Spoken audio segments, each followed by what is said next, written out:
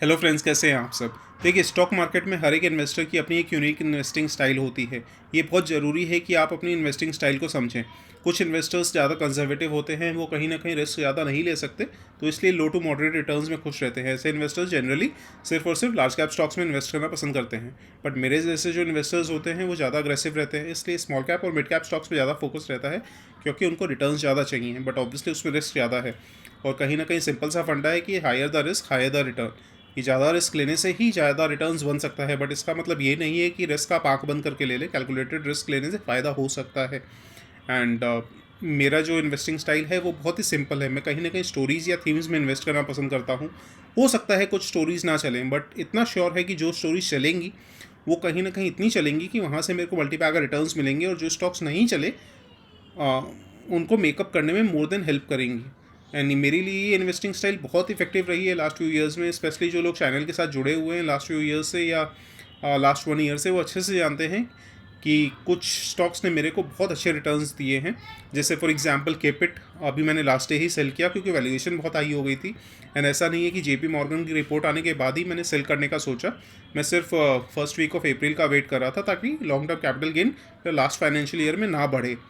हाँ, क्योंकि ऑलरेडी मुझे काफ़ी LTCG हो रहा था, long term capital gain last year में, लास्ट फाइनेंशियल ईयर में। तो इसलिए मैंने केपिट को सेल कर दिया 250% रिटर्न्स में। 240 लेवल्स पे लिया था एंड अराउंड 850 या 860 के एवरेज प्राइस पे सेल कर दिया है। तो काफ़ी अच्छे रिटर्न्स बने। ऐसे ओलेक्ट्रा ग्रीन टेक, मुझे पता था कि गवर्नमेंट की तरफ से इलेक्ट्रिक बसेस की डिमांड अच्छी खासी बढ़ने वाली है, एंड विद इन 5 मंथ्स मेरा 240 से 840 लेवल्स पे पहुंच गए 2000 शेयर्स। तो मेरे को जो रिटर्न चाहिए थे बहुत जल्दी मिल गए, एंड वैल्यूएशन बहुत हाई हो गई थी, तो मैंने सेल कर दिया। ऐसे ही काफ़ी सारे स्टॉक्स है। लैंसर कंटेनर्स, जब कोविड के बाद मुझे पता था कि एक बार ट्रेड की डिमांड बहुत बढ़ने वाली है, स्पेशली जो पोर्ट्स पे गुड्स जो इकट्ठे हो गए हैं, क्योंकि कोविड की वजह से इकोनॉमिक एक्टिविटी कम हो गई थी, लॉकडाउन्स हो गए थे, रिस्ट्रिक्शंस लग गए थे, उसकी वजह से कंटेनर कॉस्ट बहुत स्पीड से बढ़ने लगे। तो लैंसर कंटेनर्स ने अच्छा खासा रिटर्न्स दिया। बट उसके बाद जैसे कंटेनर की डिमांड नॉर्मलाइज हो गई, फ्राइट कॉस्ट वापस नीचे आने लगे, तो मैंने सेल कर दिया। तो ऐसी सिंपल सी स्ट्रैटेजी है जो बहुत इफेक्टिव रही है मेरे लिए। एंड कहीं ना कहीं लास्ट 1.5 में जो हाफ ईयर में जो स्टॉक मार्केट इतना ख़राब रहा है, उसके बावजूद मुझे ठीक ठाक रिटर्न मिले हैं। एंड ऑब्वियसली स्टॉक मार्केट में सर्वाइव करने में हेल्प किए हैं। एंड स्टॉक मार्केट में रिटर्न्स वही बना सकता है लॉन्ग टर्म में जो स्टॉक मार्केट में टिका रहे, irrespective of market fluctuations. And last few weeks में, इनफैक्ट लास्ट वीक से ही अराउंड 7 to 8 डेज पहले से ही मैं बोले जा रहा हूँ, स्पेशली मेंबर्स को, और यहाँ तक कि जो टेलीग्राम ग्रुप पे जुड़े हुए हैं उनको भी, कि स्टॉक मार्केट में मूवमेंट बहुत स्विफ्ट हो सकता है कि डाउनसाइड रिस्क, और अगर 200-400 पॉइंट और निफ्टी गिर जाए, बट कहीं ना कहीं अपसाइड जो पोटेंशियल है वो बहुत ज़्यादा है। तो कहीं ना कहीं जो स्मॉल कैप स्टॉक्स है, जो मिड कैप स्टॉक्स है, जो अच्छे वैल्यूएशन पे हैं, उसमें आप धीरे धीरे इन्वेस्ट करना स्टार्ट कर दीजिए, क्योंकि हो सकता है जो स्टॉक्स आप खरीदना चाहते थे बट आप वेट कर रहे थे, वो फिर से आपको ऊँचे प्राइस में खरीदना पड़े। एंड टचवुड लास्ट 7-8 डेज में मैंने जो भी स्टॉक्स दिए हैं, ऑलरेडी मैंने 6 to 8 to 10% का रिटर्न्स देखने को मिल रहा है उन स्टॉक्स में। जैसे फॉर एग्जांपल सिल्चर है, लोधा है, ऐसे कई सारे स्टॉक्स हैं जो ऑब्वियसली मेंबर्स को तो हर एक स्टॉक में कौन सा बाय कर रहा हूँ, कौन सा सेल कर रहा हूँ, रेगुलरली बताता रहता हूँ। तो ऐसे ही इस वीडियो में मैं 6 स्टॉक्स डिस्कस करने वाला हूँ जो मैंने रिसेंटली इन्वेस्ट किए हैं last 3 to 4 to 5 to 6 months में। स्टोरीज़ के ऊपर ऑब्वियसली थीम्स मुझे बहुत पसंद आई। वैल्यूएशन, ऑब्वियसली थीम्स के साथ मैं वैल्यूएशन चेक करता हूँ। अगर वैल्यूएशन बहुत आई है और थीम्स पसंद है तो मैं जनरली इन्वेस्ट नहीं करता हूँ। तो एट वैल्यूएशन रीजनेबल होनी चाहिए एंड स्टोरी मुझे पसंद आनी चाहिए। तो ऐसे 6 स्टॉक्स में डिस्कस करने वाला हूँ जो एज ऑफ नाउ मेरा फोकस यही है कि मैं लॉन्ग टर्म के लिए होल्ड करना चाहता हूँ। एंड हो सकता है 1 या 2 स्टॉक इसमें से ना चलें, but I am very sure जो 3 to 4 स्टॉक्स चलेंगे वो मेरे पोर्टफोलियो को बहुत अच्छा रिटर्न्स देने में हेल्प करेंगे। तो पहला स्टॉक, जैसे लोग जो लोग चैनल के साथ जुड़े हुए हैं वो अच्छे से जानते हैं कि लिखिता इंफ्रा मेरा one of the favourite stocks बन चुका है रिसेंट में। एंड दिसंबर में जब इसका प्राइस अराउंड 200 के आसपास गिरा था तो मैंने ऐड किया था। इनफैक्ट मेंबर्स को भी बताया था। 20, जैसे आप स्क्रीन पे देख सकते हैं, 22 दिसंबर को कि लिखिता infra is in the good buying zone, और मैंने भी तब ही लिया था। एंड ऑलरेडी वहाँ से आप देख सकते हैं विद इन 3.5 मंथ्स मेरे को ऑलरेडी 20% के रिटर्न्स मिल गए हैं, क्योंकि प्रेजेंट प्राइस अराउंड 242 के आसपास है। ऑब्वियसली माइक्रो कैप कंपनी है तो रिस्क ज़्यादा है। मैं पहले इसकी थीम की बात करता हूँ। थीम ये है कि जो LPG गैस है, लिक्विफाइड पेट्रोलियम गैस, LPG, वहाँ से कहीं ना कहीं PNG जो है, पाइप नेचुरल गैस, वहाँ पे ट्रांजिशन बहुत इफेक्टिव हो सकता है। गवर्नमेंट भी हेल्प कर रही है इस चीज़ में, क्योंकि पीएनजी गैस की बहुत ज़्यादा एडवांटेजेस हैं। ऑब्वियसली सेफ़र ज़्यादा होती है, लाइटर होती है, जिससे अगर लीक भी होता है तो वो हवा में तुरंत निकल जाती है, रिस्क कम हो जाता है। एंड ऑब्वियसली सिलेंडर हैंडल करने का टेंशन नहीं रहती। एंड जितने भी न्यू प्रोजेक्ट्स आ रहे हैं मैं अपने आसपास भी देख रहा हूँ, और स्पेशली मेट्रो सिटीज़ में, धीरे धीरे टीयर 1 टीयर 2 सिटीज़ में भी ऐसा होगा कि पीएनजी के ऊपर ज़्यादा फोकस होगा। तो ये वही पीएनजी गैस के लिए पाइपलाइंस ले करने में हेल्प करती है। एंड आप वैल्यूएशन देख सकते हैं, प्राइस अर्निंग्स रेशियो अभी भी रीजनेबल है 16.6, प्राइस अर्निंग्स ग्रोथ रेशियो देखिए 0.39 है, प्राइस टू बुक वैल्यू 4.37 है। स्मॉल कैप होते हुए इनफैक्ट बिलो 1000 करोड़ का मार्केट कैप है, उसके बावजूद वैल्यूएशन बहुत रीजनेबल है। Return on capital employed, return on equity काफ़ी हाई है। एंड अगर आपको क्वार्टरली रिजल्ट्स देखेंगे लास्ट फ्यू क्वार्टर्स से, तो रेगुलरली ऐसा नहीं है, क्योंकि कोई स्टॉक जो होता है बहुत ज़्यादा फ्लक्चुएशन होता है रेवेन्यूज़ में, नेट प्रॉफिट्स में, वो स्टॉक कहीं ना कहीं मेरे को पसंद नहीं आता। बट जो बहुत कंसिस्टेंटली अगर रिजल्ट्स डिलीवर कर रहा होता है, वहाँ कहीं ना कहीं भरोसा बढ़ जाता है। एंड स्पेशली अगर कोई बड़ा इन्वेस्टर भी इन्वेस्ट करे तो कहीं ना कहीं और एश्योरेंस आ जाता है, ऐसे ही जैसे आशीष कचोलिया जी ने इन्वेस्ट किया है लिखिता में। तो लिखिता ऑब्वियसली बहुत अच्छा लग रहा है एट दिस पॉइंट भी, एंड मार्केट जैसा सिग्नल दे रहा है। जो अच्छे स्मॉल कैप स्टॉक्स हैं वो काफ़ी रैपिडली अब राइज करने लगे हैं या रिकवर करने लगे हैं। तो कहीं ना कहीं मेरा ये मानना है कि स्टैगर्ड मैनर में इन्वेस्ट करके चल सकते हैं लिखिता इंफ्रा जैसी कंपनीज़ में। एंड अगर आप इसकी टेक्निकल्स भी देखेंगे तो आप देखेंगे इसका जो ये नीचे वाली ट्रेंड लाइन है, इसका मतलब ये है कि ये हायर लोज रेगुलरली बना रहा है। कुछ हाई जाता है फिर नीचे गिरता है, बट जितना नीचे आता है वो लास्ट टाइम जो लो बनाया था उससे कहीं ना कहीं ऊपर ही रह जाता है। तो ये एक बहुत ही स्ट्रॉन्ग शेयर की एडवांटेज है। एंड अभी भी आप देख सकते हैं ट्रेंड लाइन के ऊपर ही, यहाँ पे भी इसने यहाँ पे इसके आसपास सपोर्ट लिया, उसके बाद उसके बाद ये रिकवर कर जाता है। तो ये कहीं ना कहीं स्टॉक आपके फोकस में ज़रूर रहना चाहिए ऑब्वियसली, बट ये कोई भी बाइंग एंड सेलिंग रिकमेंडेशन नहीं है, ये सिर्फ और सिर्फ एजुकेशनल एंड स्टडी पर्पज़ के लिए मैं आपको बता रहा हूँ। तो पहला स्टॉक तो ये हो गया। दूसरा स्टॉक जो है वो है आयन एक्सचेंज। आयन एक्सचेंज की बेसिकली इनफैक्ट मैंने कहीं पढ़ा था कि जो दुनिया में थर्ड वर्ल्ड वॉर होगी वो कहीं ना कहीं वाटर की वजह से होगी। तो फ्यूचर में इतना साफ है कि वाटर की डिमांड बहुत ज़्यादा बढ़ने वाली है, वाटर के ऊपर प्रीमियम बढ़ने वाला है, वाटर स्कैर्सिटी बढ़ने वाली है, जिसकी वजह से आयन एक्सचेंज जैसी कंपनीज़ को जो वेस्ट वाटर ट्रीटमेंट में इन्वॉल्व है उनको काफ़ी फ़ायदा मिल सकता है। एंड आप देख सकते हैं लास्ट फ्यू वीक से काफ़ी अच्छा मूवमेंट भी दिखा रहा है, उसके बावजूद वैल्यूएशन अभी भी रीजनेबल है।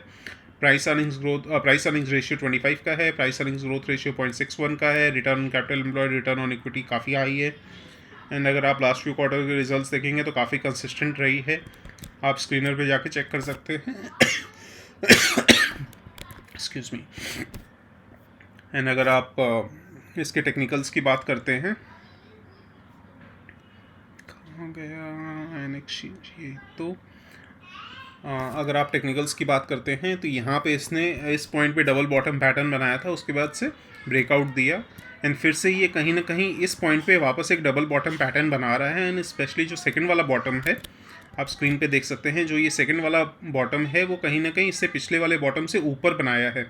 तो ये स्ट्रॉन्ग शेयर है, बट कहीं ना कहीं एक रेजिस्टेंस मिल सकता है अराउंड 3500 के लेवल पे। तो उसके ऊपर अगर ये ब्रेक करके सस्टेन करता है तो नेक्स्ट लेग ऑफ रैली के लिए ये रेडी हो सकता है। एंड स्पेसिफिकली मैंने का फोकस करना स्टार्ट किया आयन एक्सचेंज पे, स्पेशली तब आप देख सकते हैं स्क्रीन पे, ये 1 फ़रवरी की बात है जब मैं बजट सुन रहा था। इन बजट में वाटर के ऊपर काफ़ी ज़्यादा फोकस दिया गया था, एंड तभी मैंने मेंबर्स को बताया था कि Ion Exchange likely to do well now.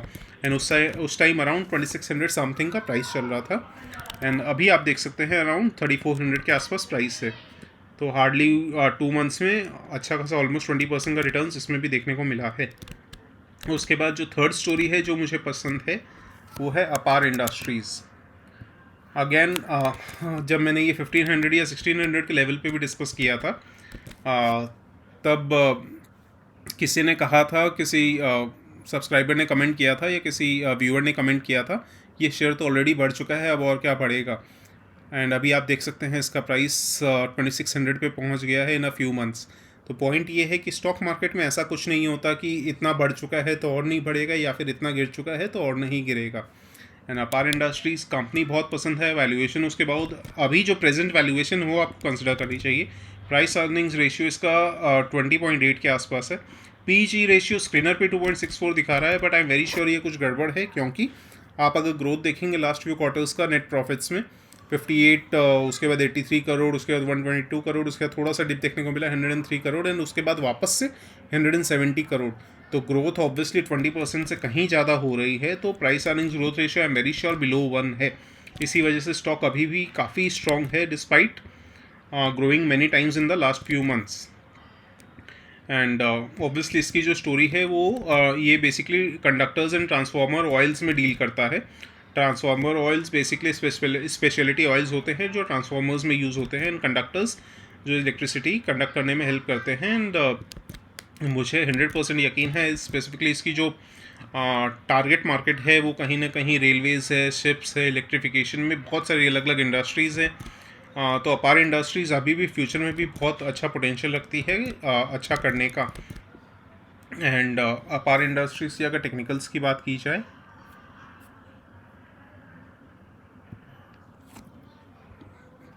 अपार इंडस्ट्रीज़ आप देख सकते हैं लगातार राइज करते जा रहा है। इनफैक्ट 23 मई 22 को ऑलमोस्ट 600 के आसपास प्राइस था इसका, एंड ये ऑलमोस्ट वहाँ से in less than a year 4 times हो गया है।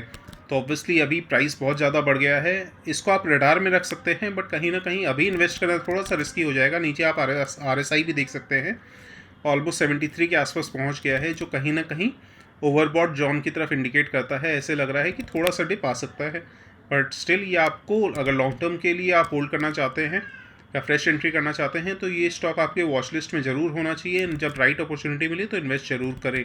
मैं आपको स्पेसिफिक प्राइस नहीं बता रहा हूँ, क्योंकि ये आपको खुद डिसाइड करना है, क्योंकि स्टॉक मार्केट बहुत ही वॉलेटाइल हो सकता है, and depending on market conditions आपको डिसाइड करना पड़ेगा। बट ऑब्वियसली जो मेंबर्स के साथ है उनके साथ रेगुलरली डिस्कस होता है। जैसे फॉर एग्जांपल जैसे मैं मेंबर्स के साथ वीकली डिस्कशन भी करता हूँ व्हाट्सएप ग्रुप पे 1 घंटे के लिए, जिसमें मेंबर्स अपने क्वेश्चंस पूछते हैं, मैं ऑन द स्पॉट आंसर करता हूँ। जैसे श्रवणन जी ने पूछा था, अपार इंडस्ट्रीज़ अराउंड 16 जन की बात है कि 1600 प्राइस पे पहुँच गया था, तो कि राइट टाइम है या नहीं। तब मैंने कहा था ऑब्वियसली अभी बाय करने के लिए सही लग रहा है, but again with the disclaimer कि जो भी आप इन्वेस्ट करते हैं वो आपकी रिस्पॉन्सिबिलिटी है, मैं सिर्फ अपना सजेशन दे सकता हूँ। तो उसके बाद से आप देख सकते हैं अभी 2600 पे पहुँच गया है। अगेन जो उसके बाद जो एक नेक्स्ट स्टोरी मुझे बहुत पसंद है, Power Mech Projects one of my favourite shares है, क्योंकि अदानी सागा जब हुआ था तो उसी टाइम पे ये पावर मैक प्रोजेक्ट्स में भी अच्छे खासी गिरावट आई थी, तब मैंने और ऐड किया था। आप देख सकते हैं 7 फेब के आसपास just added 100 more shares of Power Mech, तब अराउंड 1700 से 1800 के बीच में प्राइस था। तो पावर मैक प्रोजेक्ट्स बेसिकली जो इंडस्ट्रियल सेटअप है उसको करने में हेल्प करता है, चाहे वो बॉयलर्स हो, टर्बाइंस हो, जनरेटर्स हो। एंड इसकी ऑर्डर बुक जैसे मैं कई बार डिस्कस कर चुका हूँ 24,000 करोड़ के आसपास है, and market cap below 4,000 crore है। तो आप देख सकते हैं किस हिसाब से इसकी डिमांड है। एंड उसके बावजूद प्राइस अर्निंग्स रेशियो 21 के आसपास है, पेग रेशियो 1.23 के आसपास ही है। क्योंकि जो इसकी इंडस्ट्री है वो इंडस्ट्रियल सेटअप से रिलेटेड है, तो इसलिए return on capital employed, return on equity थोड़ा सा कम है, क्योंकि इसमें कैपिटल इंटेंसिव बिजनेस है। एंड काफ़ी रेगुलरली बहुत अच्छे रिजल्ट्स डिलीवर कर रही है ये कंपनी भी, प्रॉफिट्स भी रेगुलरली इंक्रीज़ हो रहे हैं।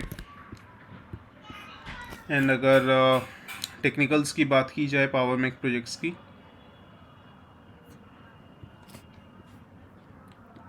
तो आप मैंने किसी रील में बताया था जो ये डबल बॉटम पैटर्न बनाया था, या कहीं ना कहीं कप एंड हैंडल बेसिकली इसको ज़्यादा बोलेंगे, तो कप एंड हैंडल पैटर्न जो बना था उसके बाद से इसने ब्रेकआउट दिया, वापस इसकी जो नेकलाइन है वो रिटेस्ट की, एंड वापस उस नेकलाइन पर सपोर्ट लेके वापस राइज कर रहा है।